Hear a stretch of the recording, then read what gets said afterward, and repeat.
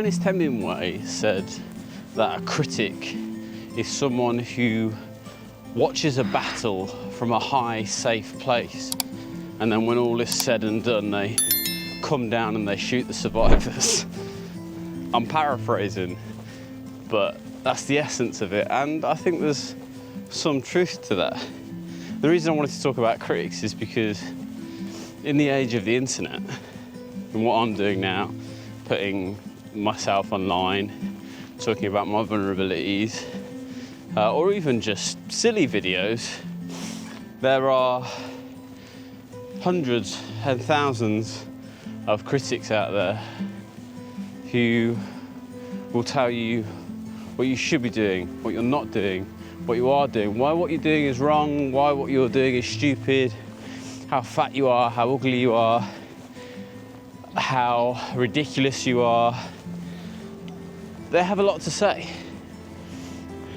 And I think what a lot of critics lack, certainly on the internet, is the ability to understand what it takes to create. There's been a lot of talk recently about, whether streaming or whether content creation is more difficult than a 9-to-5 job, and I think it's kind of an apples and oranges comparison, don't you think? I've worked 9-to-5 jobs that were incredibly difficult physically, where I was making granite worktops or lifting heavy things or mixing plaster in the snow or sweeping building sites in the middle of winter. I've worked jobs that were emotionally taxing, where I found the work quite easy, but the people I worked with were volatile or toxic or demanding or whatever, and content creation as a job, there's a lot to be said about the fact that, it's the middle of the day, I'm going for a walk, talking into a camera. This doesn't feel particularly like hard work, but there's a vulnerability to this that it's hard to quantify. And if you read about writers and creatives, you often hear them say things like, everything I create takes a little bit more out of me. Every time someone, I can't remember who it was, someone said every time I release a book, every time I write a book, I die a little bit more. And I think that's underestimated by the majority of people, the bravery it takes to put stuff out there and to put yourself out there and to make yourself vulnerable. I know, shock horror, look at me standing here saying how brave I am. But what I mean is that if you watch, there's a documentary called The Iron Cowboy. I think I mentioned this in my last video, but I'm sure it was that documentary where his mum, was going to run the last 5K of each Ironman with him. 5K's it's just over 3 miles or something. If you're a runner, it's not a particularly difficult run. It's not massively challenging. But what he was saying is, he trains for Ironmans. A single Ironman for him is probably not all that difficult. But that last 5K for his mum was as difficult for her as his Ironman was for him. There's no difference. You can go, the distance is shorter, it's easier, there's no cycling, there's no swimming, there's no this, there's no that. But it was as hard for her, relative, as it was for him. And I think, saying a 9-to-5 job is harder is relative, isn't it?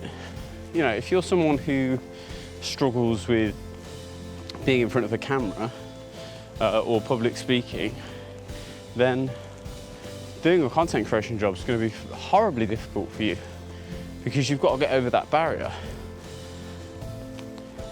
There's a lot to be said for just accepting that there are difficulties in everything you do.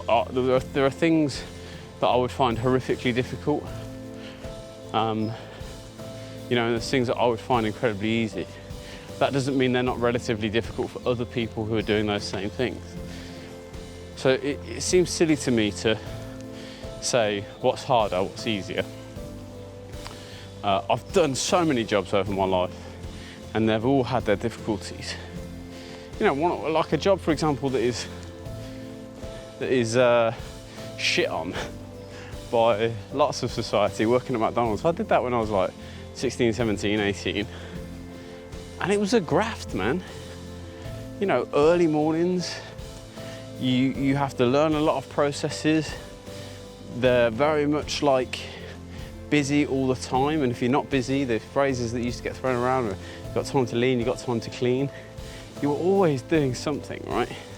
It's a hard job. So why is that job shit on so much? Why is that job so consistently, you know, teachers saying, oh, you end up working at McDonald's, you end up doing this, you end up doing that. It's a difficult job.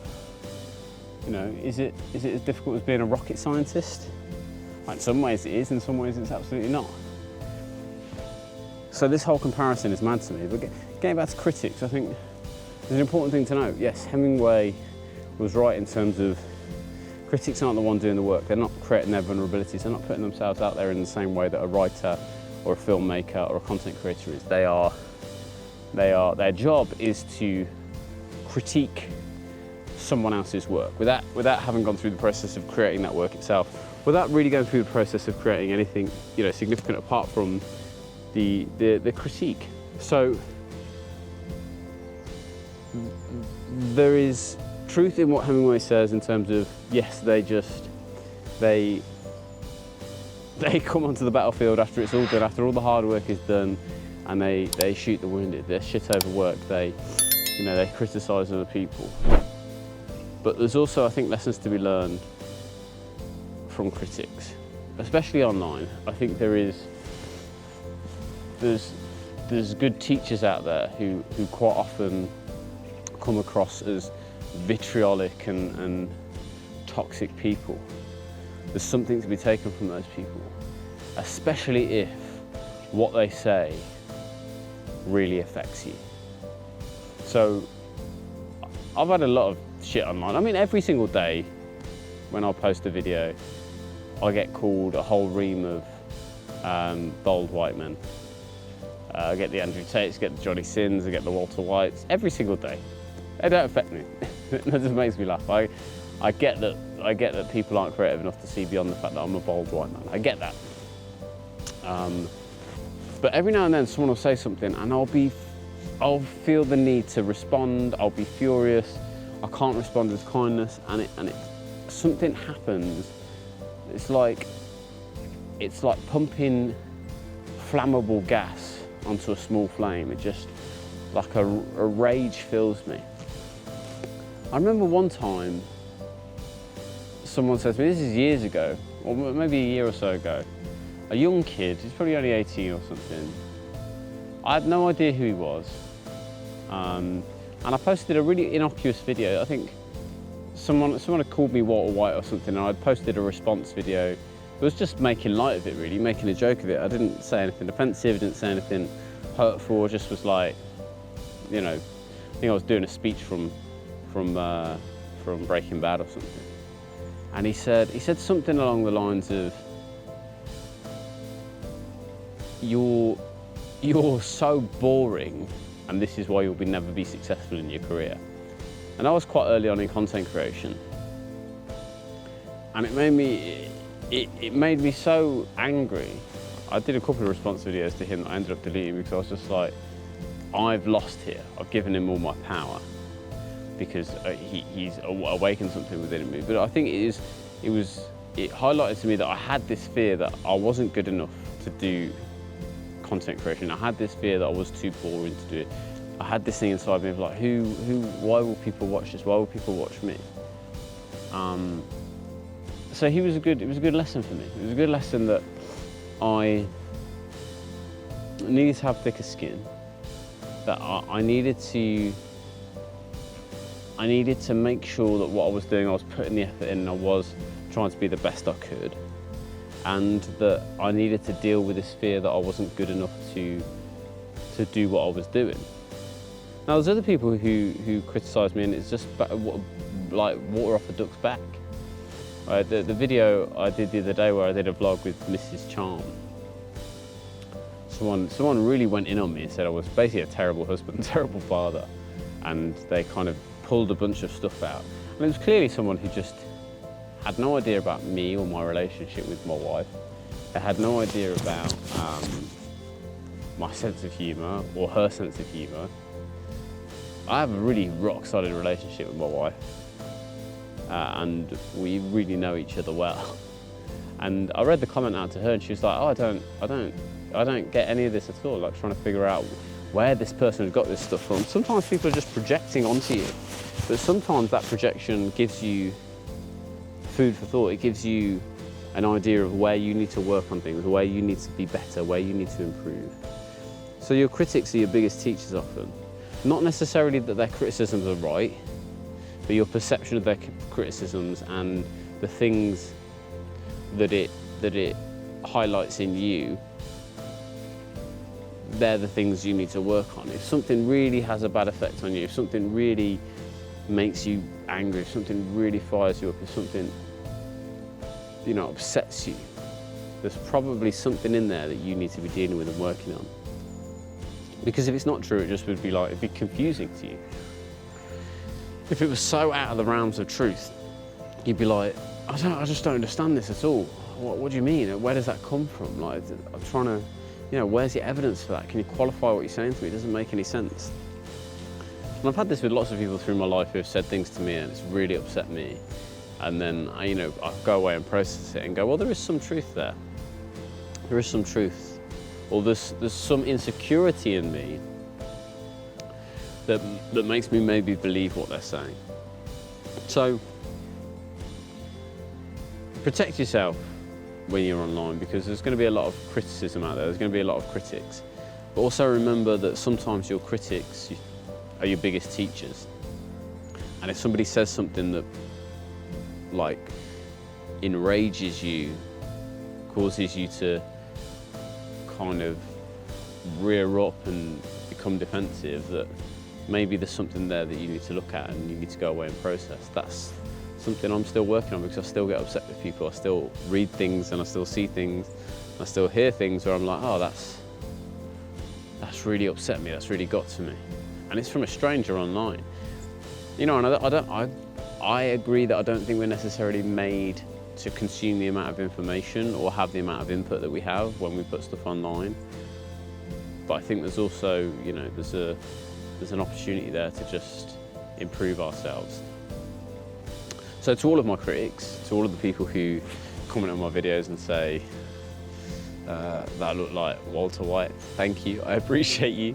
And to the people who say more kind of horrendous stuff and horrific stuff, I appreciate you too. I think, I've got better things to do with my time than comment on the internet, but I appreciate you and your input, and I hope you subscribe so you can critique me on a full-time basis. I would put all of your time and effort into it. The more criticisms I get, the better I'm going to get, I promise you. Anyway, that's today. I hope you guys are enjoying the series. As always, please don't forget to hit that subscribe button if you haven't already. And if you can, share this video with just one other person. You share with just one other person, the video instantly is doubled in exposure. Share with someone who you think might be struggling with people criticising them. Share with somebody who you think you might be struggling creatively, because creativity is a fragile thing. And sometimes if you let your creativity out or show it to people too soon and they criticise it, it's like clubbing a seal, and it just kills it dead, and it's difficult to come back from that. So we're all in this together, we're all creatives, and I'll see you on the next one.